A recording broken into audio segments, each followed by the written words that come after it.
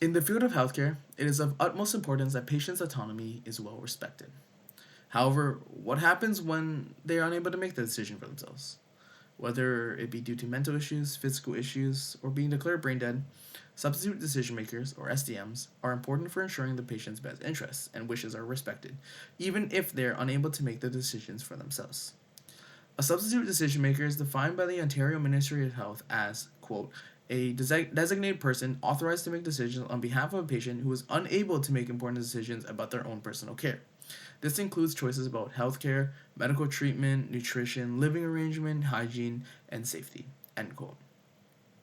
However, despite their importance, the truth of the matter is that the power of SDMs is often mishandled by both healthcare providers and loved ones alike.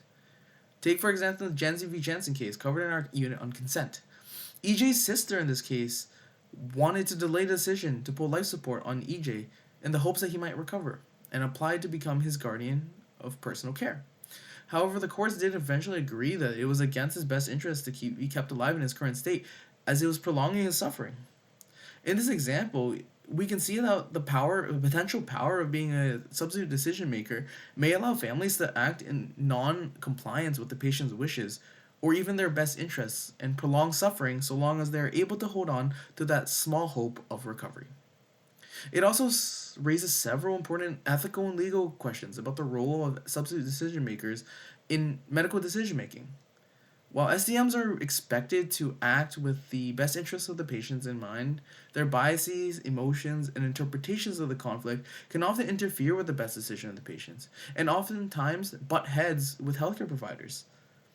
There are many such cases, where healthcare providers believe that continued treatment is futile, but the loved ones are unable to accept such recommendations and further prolong the suffering of the patient. It is also on this conflict between healthcare providers and SDMs that there's another mishandling of the power of substitute decision making, but this time from the perspective of the healthcare providers. Healthcare providers have the potential to undermine the wishes of the family, resulting in breaches of trust. This was demonstrated in Cuthbertson and Rasuli, where the doctors at Sunnybrook Health Sciences Center sought to remove life support from Hassan Rasuli, a patient in persistent vegetative state, without obtaining proper consent from his wife, who insisted on continuing treatment. Eventually escalated to the Supreme Courts, where it was ruled that doctors must obtain consent from the SDM, his wife, before withdrawing the life-sustaining treatment. This case shows the reality of the situation that despite the Healthcare Consent Act, HCCA for short, being in place, providing important regulations on the role of substitute decision makers and the power of substitute decision making in healthcare, these tend to only work on paper. Recently, a woman in British Columbia with a debilitating illness was forced to move into a care home against her husband, the acting substitute decision maker's wishes. Their consent in this decision was not considered. And it showcases how, despite the Healthcare Consent and Care Facility Admission Act, the equivalent of the HCCA from Ontario, being in place in British Columbia, healthcare providers can and will override the authority of the substitute decision maker, leading to breaches of trust and ethical concerns for the future.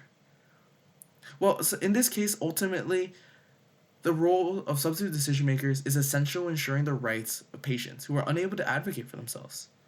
However, we have seen that the power of substitute decision making has been mishandled, both potentially by loved ones and healthcare providers themselves. It is important that we strike a balance between using this power to ensure the wishes of the patients are respected and ensuring that the decision aligns with medical ethics and are also not undermined by healthcare providers.